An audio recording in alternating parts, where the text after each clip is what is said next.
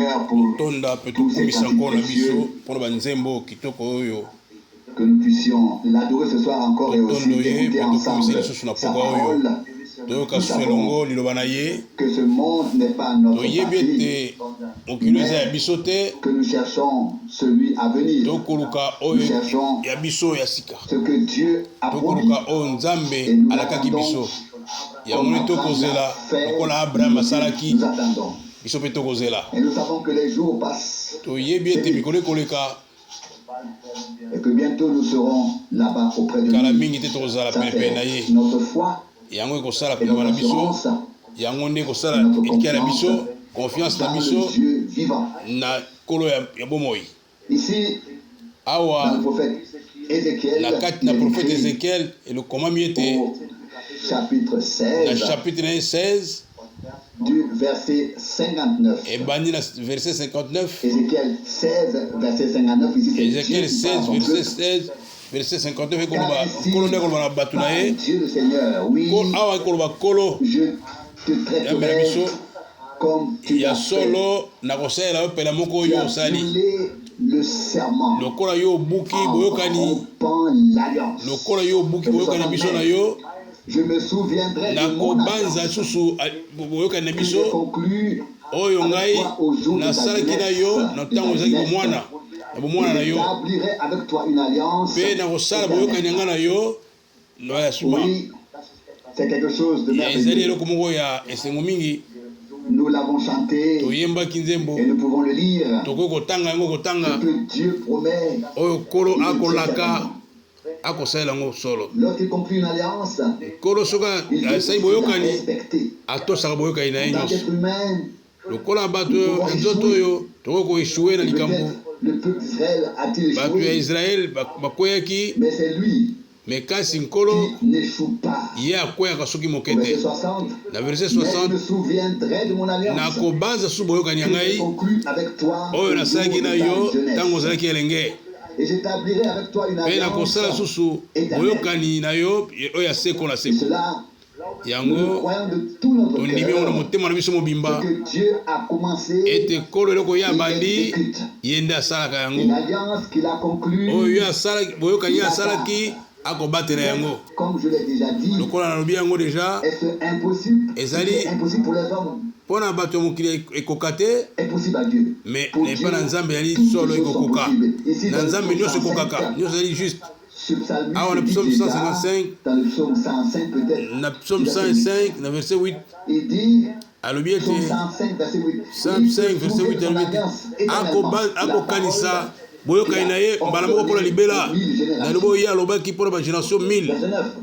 qu'il a conclu avec Abraham, et du serment Isaac, qu'il a confirmé pour Jacob comme Israël, comme alliance éternelle. Il dit, je te donnerai Canaan, le pays que je vous ai assigné en héritage. Ce sont là les glorieuses paroles de Dieu. Nous savons que ce psalmiste aussi le dit ici. Il savait que Dieu promet. Il dit qu'il se souvient de son alliance pour toujours. Que des milliers d'années se sont peut-être écoulées, et il se souvient quand même de l'alliance.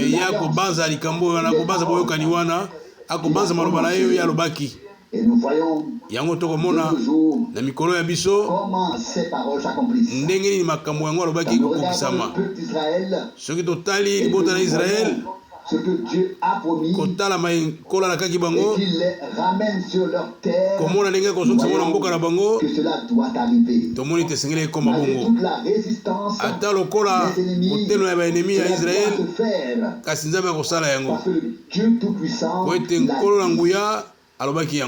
Frères et sœurs, il en va de même pour nous. Personne ne peut changer ce fait que Dieu a promis à son église épouse, ce qu'il a promis pour elle, il le veut accomplir. mutu moko te okopekisa kosala yango atako banguna batelemi atako batelemi likambo kasi oyo okolo alakaki yango nde akosalela yango oyo ye alakaki yango nde ekosalema atako mokili se likolo eleki nkolo ntango nyonso akotema likambo na ye liloba na ye nkolo ye asalaka ntango nyonso likambo na ye ezali kokese na oyo biso tokokanisa na oyo biso tokokanisa yaka kosala makambo oyo ya ye ya kotosa boyokani na ye mpe kotikala fidele ntango nyonso ezali na ntina ete totikala fidele liboso na ye tokangama na makambo na ye tokangama na maloba oyo ye alobaki na boyokani ete boyokani biso na ye toyebi ete motu te nde alobaki ete nkolo oyo yango ye nyonso nde alobi mpe na mikolo ya biso yango na kobanza tozala na kondima solo mpe tondima tozala esengo ete ntema na biso epesemeli biso ata toza na posa te ya kosepela me na ngambo esusu ntango tokomona nkolo mayeye alobaki esengeli na biso kosepela na kati mitema mpe kozongisa lukumba tondi masanjoli mboka ye okala nkolo yango tozali lisusu na poko oyo tosangani awa ete akopambola biso na nzela na ngolu na ye totelema mpona kobondela elongo nkolo oyo ya fidele totondi yo botondi na motema mobimba mpona mikolo oyo mpona ntango oyo mpona ngonga oyo totondi yo botondi po ete yo osalaki kaka boyokani na Israele te osali mpe lisusu boyokani ya libela na libela na biso na ntango oyo mpe okobanza boyokani oyo osali na biso okotika yango ekoya bongo te me kasi yo eloko yo olobi mbala moko otika yango mpona libela liloba oyo olaki okokokisa yango o nkolo yango mpona yango tokotondo yo yango tokopesa nkembo totondi yo nkolo mpo toseli ete tozala lisusu awa na poko ya sika mpona kokumisa nkombo na yo nkombo na nkembo oyeli nzambe na biso ya solo ntango wana yo ozali monene mpona biso bato na yo libota na mobimba tokotonda nkombo na yo tokoadore yo tokozongisela matondi mpo ete yo nde nkolo na biso mpo ete yo nde ozali nzambe ya peuple ya Israele yo obiangaki bango ozongisa bango te na mboka na bango yo otie maboko likolo na bango epuis ozala na bango ndenge moko mpe ozala na biso yango tokozongisela matondi na nkombo na yo ya nkembo yango totombola nkombo na yo mpona ngolu na yo mpe fidelité na yo nkolo na motema na biso mobima tokotondo yo tokokumisa yo mpona eloba na yo mpe na boyokani oyo osali na ntango na biso libota na yo nkembo lokumba tondi ezonga mboka yo tobondeli yo opambola baoyo banso baza na biso elongo pambola baoyo nyonso bakokumisa bipai nyonso bazala wapi akozala wapi bapalangani mokili mobimba oyebi mitema na bango mpo ozali nkolo oyo ozali kotala mitema nyonso mitema nyonso yo nde kotala oyebi mitema na biso na poko oyo tokotondo yo tokokumisa yo tokotonda yo tokoremercie yo na kati motema na biso mobimba haleluya zwa nkembo nkumu matondi mpe masanjoli na nkombo la Yesu Kristo amen. Nous aurions pu continuer à chanter en toute confiance. Je laisse les yeux et de regarder devant moi pour voir si quelqu'un était déjà parti. Mais cela fait tellement de bien de chanter au Seigneur, de chanter vraiment du cœur, en s'imprégnant et en pensant à ce qu'il a fait par grâce pour nous.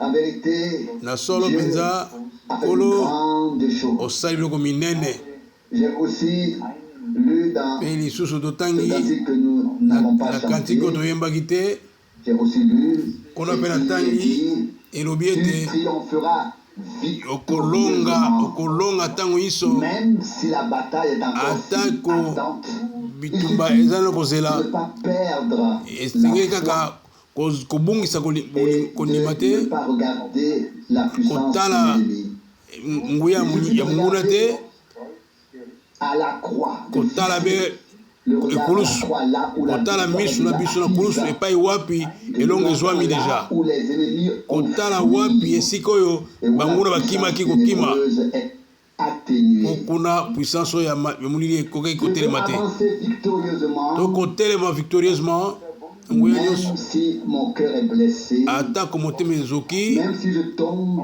atako et si je nakwei glisse, atako même si je zomi souffre atako naki pasi profondément. na kati pasi mpenza motema Il faut toujours dire me ntango nyonso koloba victorieux sur la voie de la victoire. elonga ezali ngambo na Ne peut victoire m'arracher elonga à Jésus. eloko moko ekokabola nga na likolo te Vers le haut, tokende vers ntango le nyonso ciel. likolo na Les lola compositeurs de cantiques ont aussi moto pensé à ayembaki quelque chose kantike en abanzaki écrivant likambo oyo ntango leur bakomi cantique. ete bakokoma makomi na nzembo na bango Alors ne vous laissez pas, komitika ne te vous lassez pas dans la lutte. komitika te Continue à milema te na le bitumba cantique. Je reste sur la croix avec kozala ntango nyonso na ekulusu na je ne kondima crains pas l'ombre de la mort, même kobanga si ombre ya liwa te est perdu. kati yo elonga deja elonga Victorieux, elonga je vois la couronne de la nakomona victoire deja briller là-haut, motole impérissable, nakomona céleste, motole ndenge ezali kuna likolo ekongenga offerte esika wapi par le Fils de Dieu. oyo nzambe kolo na mwana nzambe akopesa biso kolono wana nde Ultime de notre ntima foi. pene ya kondima na biso Contempler la gloire kotala de Dieu. nkembo na yawe Et si en plus nous portons mpe soki en nous la tolati certitude, toza na kondima ete tout en sachant koyeba en fait ete que nous y serons, tokozala kuna alors nous pouvons dire avec tokoki assurance, koloba na elikia nyonso ete qu'est-ce qui peut nous séparer de l'amour eloko de nini Dieu kokabola biso na bolingo na nzambe manifesté en oyo Jésus-Christ, emonisami kati na yesu kristu notre Seigneur. na yesu kristu oyo azali nkolo na Absolument biso rien eloko moko te et personne. mpe motu moko te Car pamba la te décision de Dieu oyo nzambe akani est valable etikalaka mpe bongo mpo na libela na libela et Yango- celle-ci nous est yango tombée dessus de la manière la oyo plus ekweli douce. biso uta lola na ndenge Nous moko avons ya entendu une kimia parole merveilleuse oyoki loba moko ya motuya dans Ézéchiel na ezekiel 16. 16 Et j'ai continué à lire là Ntango aussi, nakomi kotanga, il est dit au verset 62. na verset Ézéchiel 62 elobi 16, ete verset ezekiel 62. 16 62 elobi Mais de Kasi, mon côté, na je ngambo na conclurai ngai, une alliance nakosala susu avec boyokani na yo toi. Et tu sauras eyo koyeba que je suis le Seigneur. ete ngai nazali Verset nkolo 63. verset 63 elobi Afin que tu te na souviennes motindo ete yo banza et que tu sois honteux et Pe que tu ozala n'ouvres soni, plus la bouche ofongola so monoko à te cause de ton opprobre. otala mabe oyo osali Quand je t'aurai pardonné ntango tout nakolimbisa ce yo que tu as fait, na mabe nyonso oyo osalaki voilà tala ce que dit esika Dieu le Seigneur. oyo elobi nkolo Je crois que si nous considérons ainsi oyo tout so ce totali que makambo dit le oyo Seigneur, nkolo akoloba il ne reste à aucun d'entre nous ekotikala moko na biso l'occasion te d'entendre plein la bouche, ya kotondisa monoko koloba mais comme il est écrit lokola ekomami ete d'ailleurs, esika mosusu ete si quelqu'un veut se glorifier, qu'il se soki moto ali glorifie dans le Seigneur. komitondo komikumisa mikuzabe na nkolo 1 verset 31. 1 Corinthiens 1 verset 31 elobi Ni à aucun etikali na motu moko te ata po nani de la grâce de oyo Dieu, akosala experience ya ngolu na entrer nzambe dans l'alliance avec Dieu na kokota na boyokani na nzambe et qui y a été inclus rien. oyo akoti na boyokani na nzambe Il n'y a rien dont nous puissions nous glorifier. eza leloko moko te tokomikumisa soki te ngolu na nzambe. Où avons été Biso tozalaki déshonorés par Dieu. Je dois tozalaki ba oyo tozalaki déshonoré na nkolo nali kozongela makambo lokola frère Branham alobaki yango. a fait une alliance Nkolo asalaki boyokani avec Abraham elongo na Abraham condition. ezalaki na condition moko te. Dieu n'a pas dit je fais ceci alobaki na Abraham je te fais ke cela et fait nakosala boye yo sala boye nakosala boye alobaki bongo te. marcher avec lui, non. Non azalaki na zandu na ye te akosala Mais mpona Dieu a kotambola pris Abraham, mais kasi nkolo azwaki Abraham a fait une alliance avec lui, asali nde boyokani a donné des promesses apesi et a bilaka ensuite envoyé en mpe na voyage. nsima atindi ye na mobembo. Lorsque Dieu a donné Ntango la loi à nkolo Moïse apesi mobeko epa et à Moïse Israël et a conclu mpe na l'alliance, Israel mpe asali c'est toujours alliance tu dois. ezalaki ntango nyonso esengeli osala esengeli osala te esengeli osala te.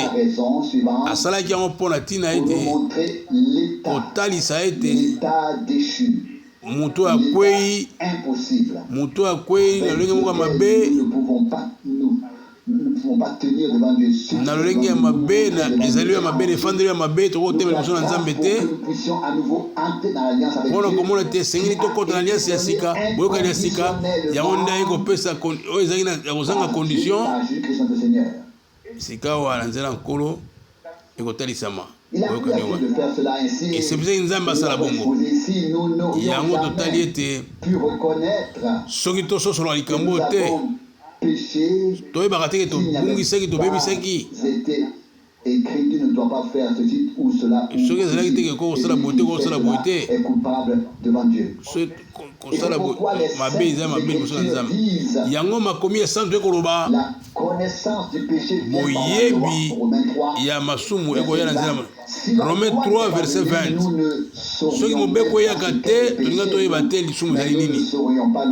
Tolinga toyeba te eloko nini babengi ngolu, eloko nini salut, eloko nini pardon. Tolinga toyeba te makambo wana ekoloba nini. Na yango tokoki kotondo Nzambe oyo mipesi pasi mpona mokili mobimba oyo alandi mpe akolanda lisusu nzela oyo biso tokoka kososola te. tokoloba na kondima nyonso ete azali elongo na biso na ye. Verset 59 elobi Ézéchiel 16 verset 59 boye elobi nkolo ya bankolo ete nakosalela mpela moko oyo osali mpo te yo viole alliance na biso. Verset 60 elobi kasi nakobanza boyokani ya ngai oyo nasalaki na yo ntango ezalaki yo elenge. Mpe na ntango wana nakosala boyokani ya ngai na yo boyokani ya libela. Na ngambo esusu boyokani oyo ya ntango wana elekaki biso na yo ekozongela Israel. Mpe nsima akolobaka ete nakosala ngai na yo ndenge ya Eternel oyo nde ezali oyo alliance boyokani ya libela ezali esalamaki na Golgotha na nzela ya Yesu Kristo. Eza ya libela na libela mpe biso tokotela kati na boyokani ya libela na Nzambe. Na verset 61 elobi Ezekiel 61 nde na yango okozongela kobanza mabe nyonso osalaki mpe okoyoka soni na mabe oyo osalaki. Ntango nakozwa bandekono basi oyo ya minene mpe boyo ya mike nakopesa yo yango lokola kotala nyonso na nzela boyokani ngai na yo. Verset 62 elobi na ngambo na ngai nakosala boyokani na yo mpe okoyeba ete ngai nde nkolo. Tokomikotisa na likambo tokomikotisa na kati na makomi oyo. pona lolinga biso koyeba j'ai toujours envie de me souvenir nazala tano na posa ko kanisa était dit ete lobamaki na ngai ete rassemble-moi sangisela ngai avec le elobaki ngai ke sangisela nga libota na ngai mpo nasali bango yoka na nzela psaume 50 verset 5 ezali mpona bato ya nzambe libota na nzambe oyo bakoya liboso na nzambe boyo bazali pene baza pene ya koyamba liloba na ye liloba oyo ya boyokani mpe ya kondima nkolo na motema mobimba po kaka makambo etali doctrine te malakisi te mpo malakisi ezali te colonne vertébrale mais atako bongo ifo bato bazala ebele mpona kosala nzoto esengeli baminama ezala ebele ezali na ntina ete tososola liboso na nzambe ete tomona ete lisusu tozongela oyo nzambe asali mpo na biso oyo asali na kati na boyokani oyo asali na biso tomituna te ata na ngai ata na yo ata na nani tomituna te mpo koyeba kaka ete na ndenge ya nzambe toza deja kati na kristu yango ndeko branam alingi oloba koloba ete tozali kati na ye ntango wana azalaki na getsemane tozali kati na ye ntango azali kokufa na golgota biso bakundaki biso na ye elongo tozalaki enseveli na ye tosekwi na ye tokei na ye likolo na mapata soki tozali lelo mokolo mosusu soki tokomi yango mokolo moko tozalaka yango deja mpo te bomoi ya nzambe eza na ebandeli te ezalaka kaka mpe na likanisi ya nzambe na makambo ya nzambe na projet ya nzambe biso toza deja kuna na esika oyo yalingi biso tozala tokoki kososola yango mobimba te sikoyo mais ezali bongo mpo ete nzambe ye asali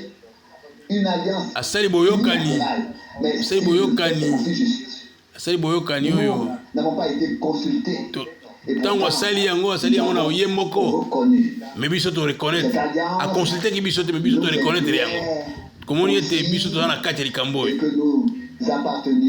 biso tozali boyo ya ye mpo na libela na libela mpo na seko na seko natanga na mokanda na ecclésiaste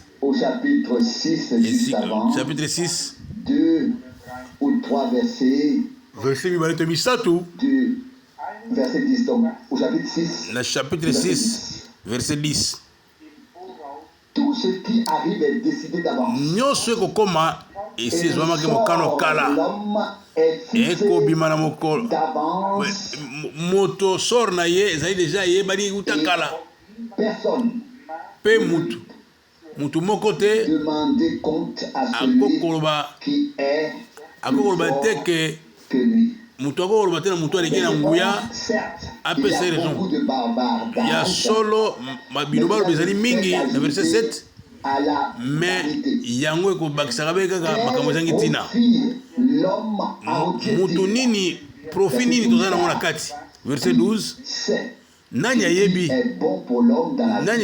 oyo ezali malamu mpona mutu na kotala mikolo moke oyo ya bomoi na ye oyo ye akolekisa mikolo ekoleka oyo ezali lokola elilingi nani akotalisa makambo mayo ekomela mutu na se na mokili oyo mutu oyo azalaki na sagesse moko ya kotelema azalaki na bwani ya kosakana te nzambe apesaki elobami na verset 10 elobi ete oyo nyonso ekokoma deja kolo asi asalelaki yango kala kuna ese so déjà kala ete zali bongo toko nima prédestination ya nzambe na vie na bomo na biso. Verset 10 elobi uta ebandeli toyebi oyo kokomela mutu o nima biso banso tobituna. Est-ce que je devrais poser des questions à Dieu? Est-ce que je doit-elle encore avoir effectivement fixé? Soki nyonso déjà ya fixé yango. Dieu. Nyonso ya fixé avant makambo nyonso wana. Nyonso déjà ya fixé na nkolo. To bongo la makambo susu te. Les choses de Dieu ne makambo ya Nzambe. Les choses de Dieu ne sont pas détachées, elles sont makambo ya Nzambe eza kolongola te ko changer te. Ka ndenge atie. Si nous pouvions laisser soki tokoki kotika que resterait-il? Soki tokoki koningana nini kotikala? Tout s'écroulerait. Nyonso kokweya. Nous redressons sur de telles biso tokotema bena makambo oyo wana tokotondo Nzambe po ete nyonso makambo nde nango mposa ekomamaki mpona ntina koinstruire biso mpe na mpona ntina kokonsole biso mpona kolakisa biso makambo po ete tokende liboso na makambo kati na nkolo. Romain 15 verset 4. Ecclésiaste 9 verset 10 elobi Genèse 6 verset 10 elobi mayema oyo ekokomela biso esi eyebana kala epa na Nzambe ayebaki oyo ekokomela mutu ezali bongo nyonso ezali bongo ke asi asalaki makambo outa kala ayebaki tokoleka na mboka oyo akoyeba ete bandeko biso koya ete biso banso tokozala sauve ayebaki ete bomoi na biso ezala na kontinu moko ya Nzambe nyonso deja atandaki toko kochange makambo te. Nani yango koningisa makambo? Nani yango kochange makambo? Nani akolongola makambo esika na yango? Nani yango kosala? Totondo Nzambe na pote asali bongo totondo ye po ete so tokoningisa so makambo oyo koningisa oyo Nzambe asala na ndenge nini osala so makambo mabe na oyo Nzambe asalaki ekokosala nini? maye Nzambe asalaki ezali makasi eza mpona libela na libela mpo ye akanaki bongo ondima na biso evanda makambo kozanga kondima eza na biso mosika. Soki kondima eza na biso kozanga kondima efo eza na biso mosika. Jamais biloko mibale ekosala couple moko kozanga kondima na kondima ekokosangana te ekokokende esika moko te ifo ezala moko ezali mosusu ezali te. elobi biso na verset 10 wana ete mutu aza na makoki te akotuna oyo akeli biso oyo asali programme oyo atie makambo nyonso na molungo asali yango mpona bomoi na ngai mpe bomoi na yo. Nani akoki kotuna ye ete bacompte pesa ngai bacompte mpona nyosali boye? Mbala mingi tozala na komisilika kosika na nkolo nakoki te eloko moko te ngai na nkolo enseignement te prédication te mais kasi to sentir présence na ye to sentir le ye nalingi naloba ete tomona présence na ye lokola na bomoi boye ndenge ezali na Ancien Testament. Nuée lipata na nkembo eza koya evandi likolo ya tente moto nyonso mpe akomona ngo boye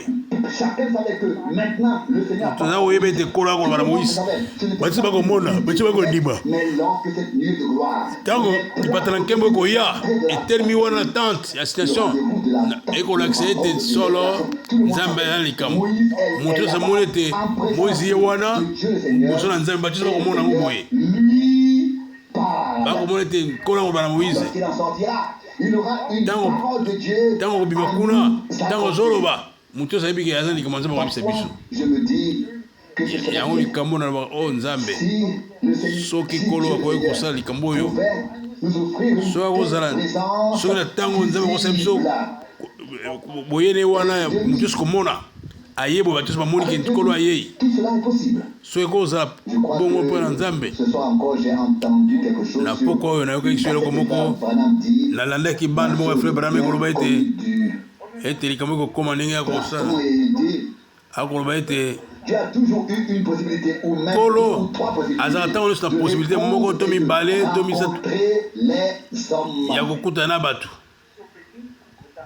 Et il dit l'une était Moko ezali na nzela ya pectoral que si quelqu'un soki venait moto asali likambo et moto apportait aye alwi likambo aye na ndoto na ye révélation aye na révélation na ye makaniso ya ye devait se tenir il faut atelema liboso ya souverain sacrificateur souverain sacrificateur wana qu'il avait à dire. aloba makambo nyonso azala mposa koloba Et si aucune lumière Soki- surnaturelle ne sortait du pectoral, ata lumière moko te surnaturele emonani pouvait bakomona ete moto wana makambo alobi wana eza na ntina te C'était alors lui esengelaki pectoral endimisa l'homme ou la personne soki moto aye liboso ya pectoral liboso ya souverain sacrificateur savait soki par une réponse de soki Dieu, ete ou par réponse ya le Nzambe silence de Dieu, to kimia ya nzambe ce qu'il en était.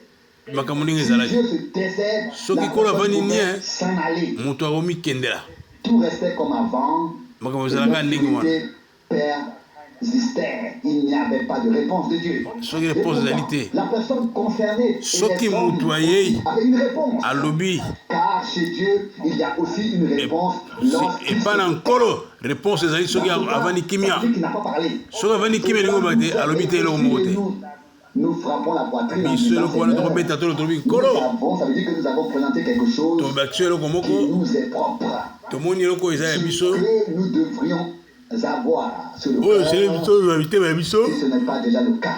soki ezali bongo te C'est ce désir-là, toza na poso la wana présence ya komona directe de Dieu, présence ya d'une nkolo confirmation infaillible.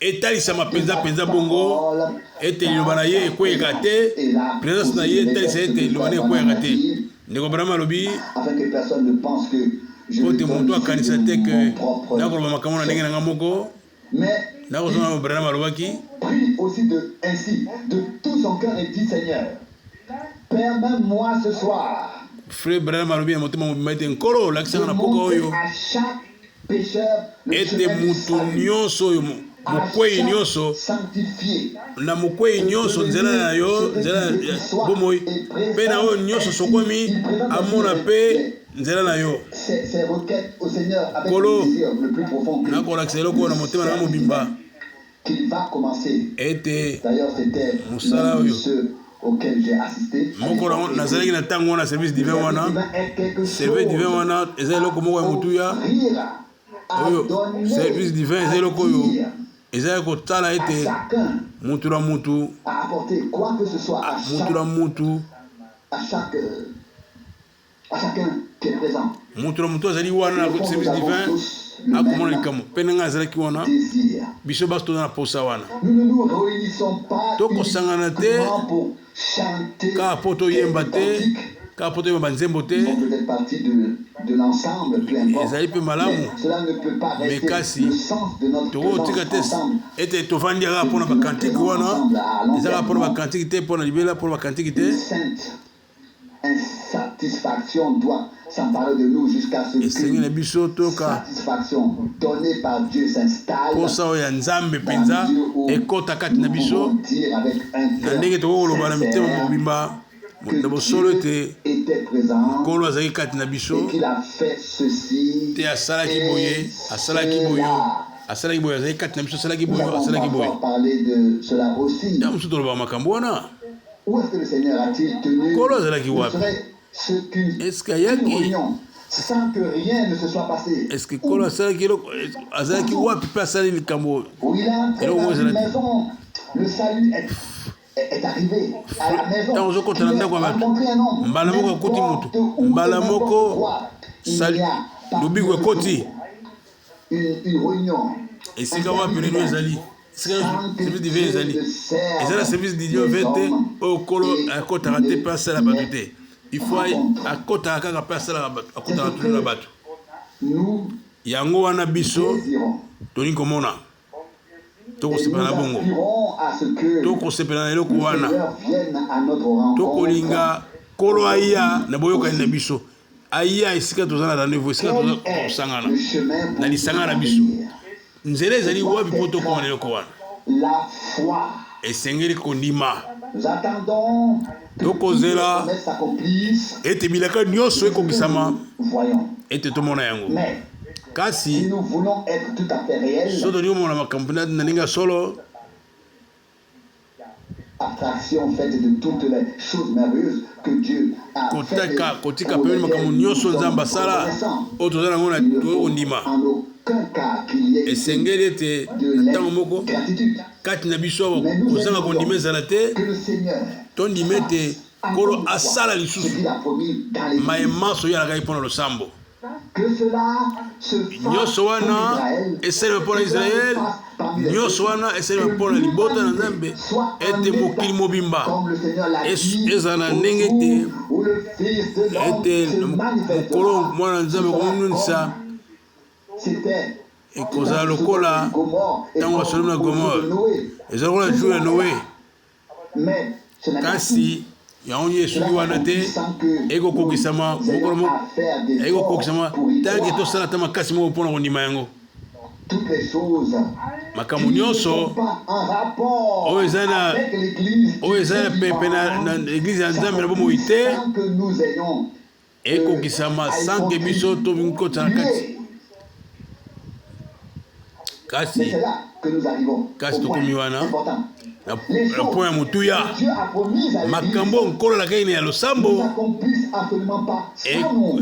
ekosalema te soki biso tozali te. Wana nde bokeseni Toutes les promesses kotala babilaka nyonso ya nkolo, bapromese na ye général na yo nyonso bamisala nyonso ekokokisama sans notre intervention, sans que nous ayons nyonso besoin. ekosalema ateko biso tozali te, eza mpe biso tozala na Mais kondima. dans l'église, Kasi na rien kati na de losambo tout ce que Dieu a eloko promis moko te na oyo Nzambe alakaki nous, ekokosalema à moins soki que nous,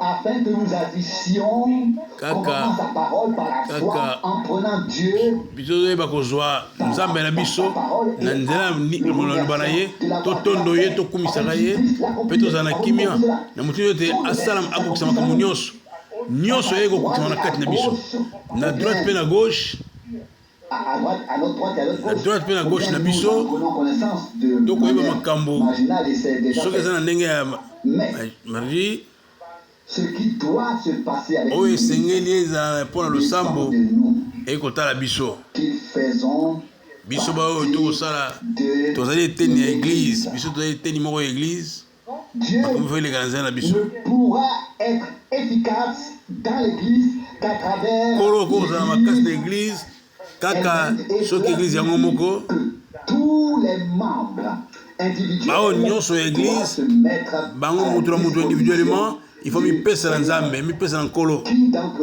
vous a déjà Nani kati na biso akanisa deja modelo wana? nous devons nous Nani mettre à la disposition akanisa du lolenge ya Seigneur. biso komitika na disposition ya Seigneur? Nani akanisa eloko wana? Des projets, Tosala mpe baprojet kaka te, nous cherchions mais et trouvions tosala intérieurement ete la communion personnelle avec Dieu, de sorte toluka mpenza boyokani ya biso na nkolo, mutu na mutu boyokani ya biso na nkoto réel avec Dieu, il puisse y ete avoir nini biso na une Nzambe direction, une conduite directe tozala na du Saint-Esprit kondima molimo au milieu de santo nous, na kati na biso afin na que le motindo Seigneur ete nkolo puisse glorifier et akumisama confirmer sa mpe parole. atondisama liloba na ye. Combien Boni d'entre nous boni kati na biso repasser cela dans leur cœur. balingi kozongisa makambo na kati na motema na bango, kotia makambo na motema na bango mpe kosala meditation likolo ya likambo oyo Mais que nous ete biso banso puissions simplement tous au biso Seigneur de la banso prière. tobala nkolo na kati na kobondela Nous voulons ete tolingi que chaque promesse eselaka moko na moko a faite à oyo l'Église osali mpo na losambo na yo s'accomplisse aussi par elle et ekokisama mpe na en nzela ya elle. losambo mpe na nzela ya Nous sommes losambo. ici Tozali awa à disposition. na disposition na yo nkolo, À prier, lakisi biso ndenge ya kobondela, lakisi biso ndenge ya kondima, lakisi biso ndenge ya koyamba tu l'attends. ndenge yo okozala biso Je toyamba. pense que Toyebi Dieu ete ne nous nkolo donnera alors pas la réponse, mais qu'il Kolo. répondra akopesa biso yano parce qu'il po a ete ye fait donner les promesses pesi promese sans condition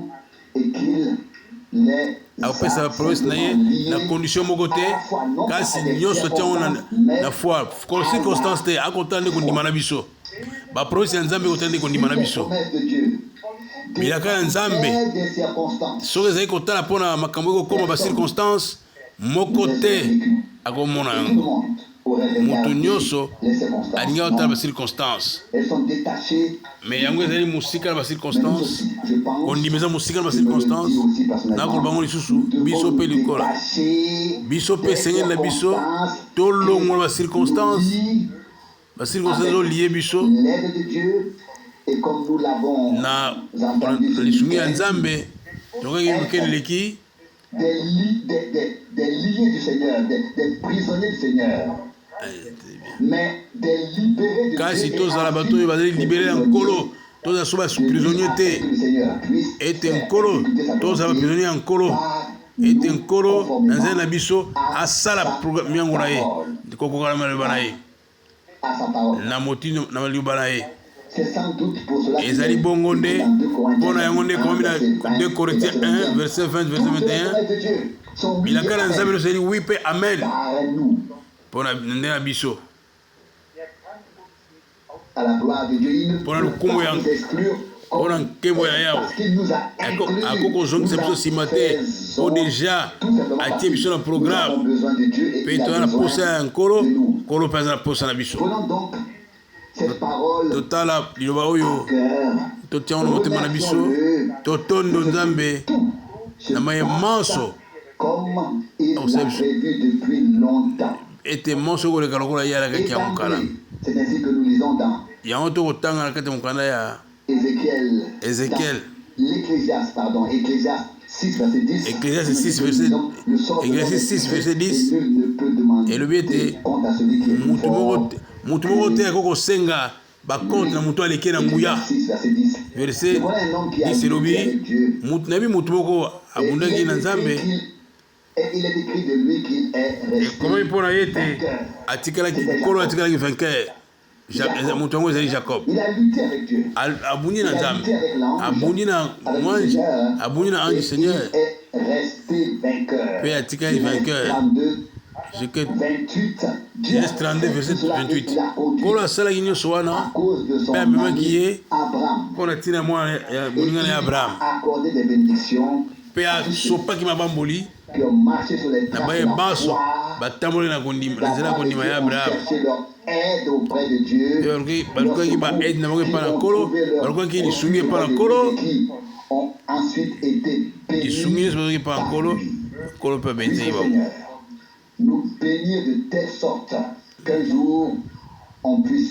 ete nkolo asunga biso ete mokolo mosusu toloba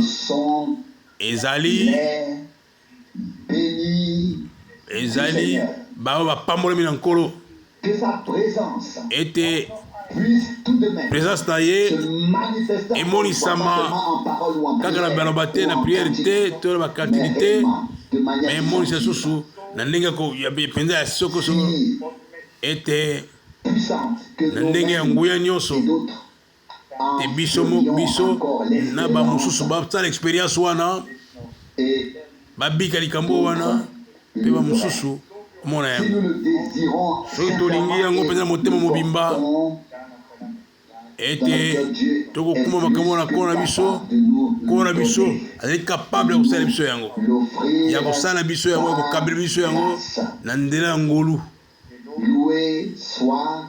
totonda mpe tokumisa nkombo na ye amen amen nkolo na bibele totondi yo mpe tokumisi yo na motema na biso mobimba kotala mpo na liloba na yo etimbi biso mpo ete yo otie biso na mikolo na suka ekeke oyo ya suka mpo ete toyoka lelo message oyo ya suka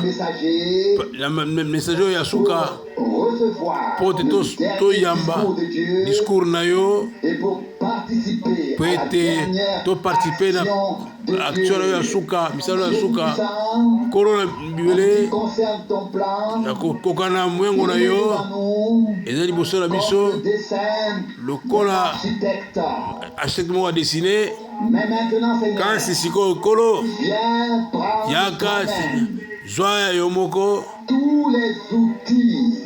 biloko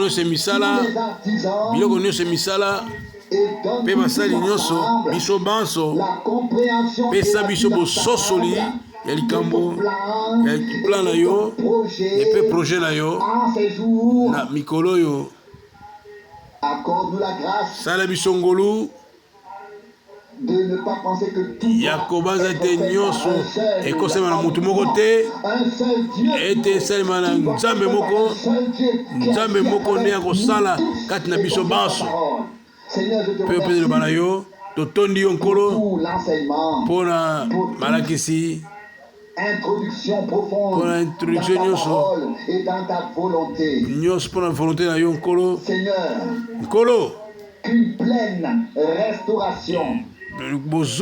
bozongisa likambo nyonso ya solosolo emonisama kati na biso mpe na kati na losambo no mobimba lokola endimiseli ete nkolo ete yo ozali solo mpe liloba na yo liloba na yo ekokisami nkolo na biso molingami tondimi ete na motema na biso mobimba ete yo kosala yango ete kosala yoko ekate ete kona kozanga kotelema ete bato ya alliance na boyokani na yo bakosangana liboso na yo kaka toyoki te me tokomona ete yo nkolo ozali na bomoi ete yo kondimisa eloba na yo Kolo, totondi yo sika wa boye, tokumisi yo nzambe, ete nomati na Pologne, te ndeko na biso mwasi, oyo aye, oyo azongi na mwana na ye, tokobondela susu Kolo, ozala bango elongo,